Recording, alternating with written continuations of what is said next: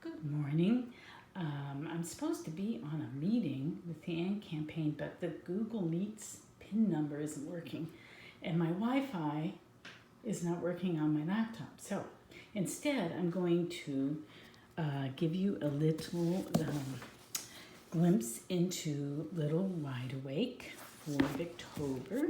This is the beloved book. Well, a book that is beloved because my Aunt Jackie gave it to me back when I was 10 years old.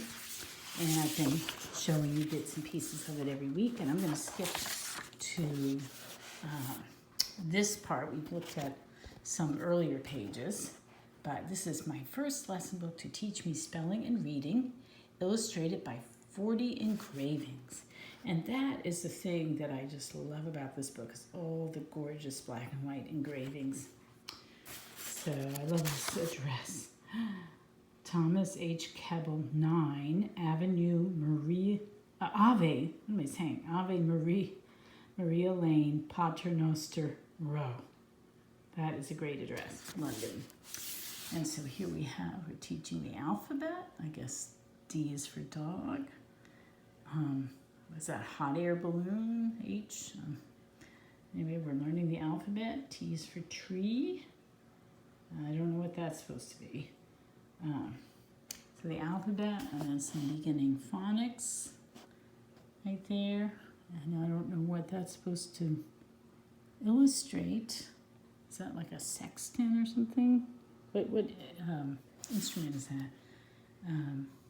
I really don't know what these illustrations are doing. Is that a dodo bird? Anyway, and then we have, I love this beautiful script and these short phrases or sentences to help with beginning reading. I think it's such a clever idea to put the cursive right next to the print so that they at least can get familiar with it right away.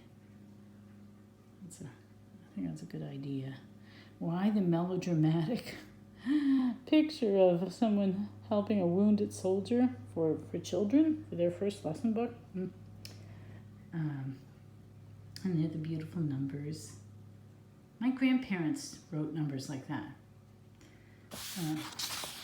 Anyway, here's something. The death at school. So all these stories are so harsh and dark, and they're all really put the fear of God into kids. And I guess life was really harsh, so it was a way of preparing them, maybe. Tidbits for tiny wits. And this is a little poems of the vulgar little lady. But Mama now, said Charlotte, pray don't you believe that I'm better than Jenny, my nurse?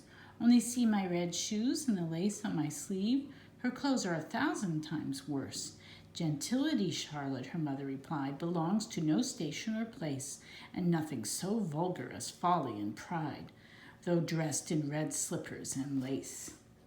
So there's all these little didactic verses to teach children how to behave. Negligent Mary. What else have we got here? A little Anne and her mama.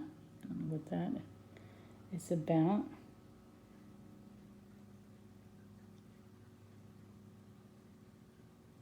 Again, it's all about taking care of the poor.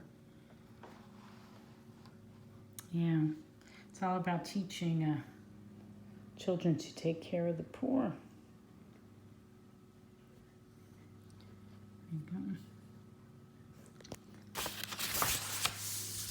Let's see, about ugly idols. I don't know what this one is about. I read these off and on, a long time ago, right? Beginning when I was 10, and I would thumb through it and read stories. But I don't remember a lot of it, and I haven't taken the time to read through them again. I ought to, but I just haven't. I really don't like the colored prints. To me, they're kind of garish and cartoony looking, and I think the black and white engravings are more, there's something more evocative and more, I don't know, more serious or just more artistic. Harry's rash wish and how the fairies granted it. Maybe a good story. And fairies apparently are little naked women. There we go. There we go again. So much for Victorian Puritanism. Maybe not as much as we like to pretend. This is an interesting story. I'd like to read this again. Queen Victoria and the Bible. And there's a beautiful engraving of her giving the Bible to an African prince. I like that one. And then here's one just of some sheep. And then this is a cute little story, a welcome guest from Robin's Nest. So this family gives crumbs to robins, and they discover a nest there, and they lay eggs, and the eggs hatch, and the family, they're going up to peek into the nest, but then they have a cruel boy comes to visit. They save the eggs just in time. Tender charge, letting others look at the little fledglings or little whatever chicks.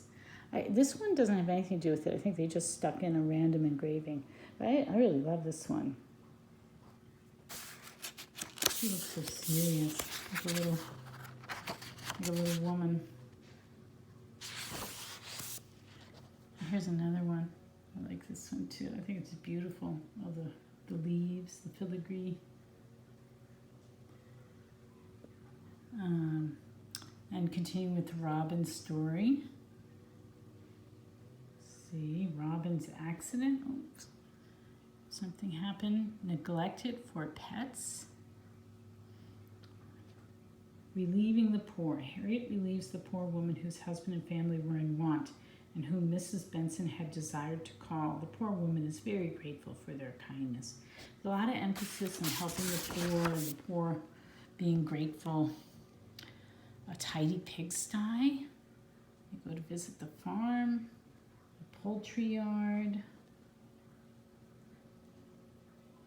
A wicked world. The little redbreast, having seen two bad boys climb a tree and take a nest of half-fledged linnets, and a family of thrushes, are quite content to remain safe in their orchard. These naughty boys. A gilded cage. And there's another beautiful engraving. Poor child being taken care of, selling fruit on the street. I'm reading Dickens in our Bleak House right now. It's just poverty really is featured. I mean, it must have been dreadful. So anyway, I think that is all I will show you today. Oh, it's already 8 minutes. I had a question, though, about Goodreads. If you don't mind looking at this print while I talk. Because I've had a blog for a long time, and I've just neglected it, and I'm just not in a blogging mood, but I do want to keep records on my reading. And so I have been on Goodreads, but I've never found it very satisfactory, but other people seem to. So I'm wondering, how do you use Goodreads? What are the features you really like? How do you connect with other people on it? What's the best way to use it? Because I might just want to go to Goodreads. I'm just not, I think my blogging days are over. It doesn't, I think because I'm doing BookTube, I can't do more than one thing like that. And BookTube is actually easier because I just make these videos, and I'm having trouble. They updated Blogspot, and I can't even figure out how to put photos up right now or anything like that, and I just don't have the capacity right now to figure stuff out. I feel like I'm always fumbling with internet technology, like this call I was supposed to be on, that somehow the PIN number didn't seem to work, and I'm just always dealing with those issues, and I just don't feel like doing that anymore. So how do you use Goodreads? I would really like to know. Anyway, happy Victober, and I will talk to you later. Bye-bye.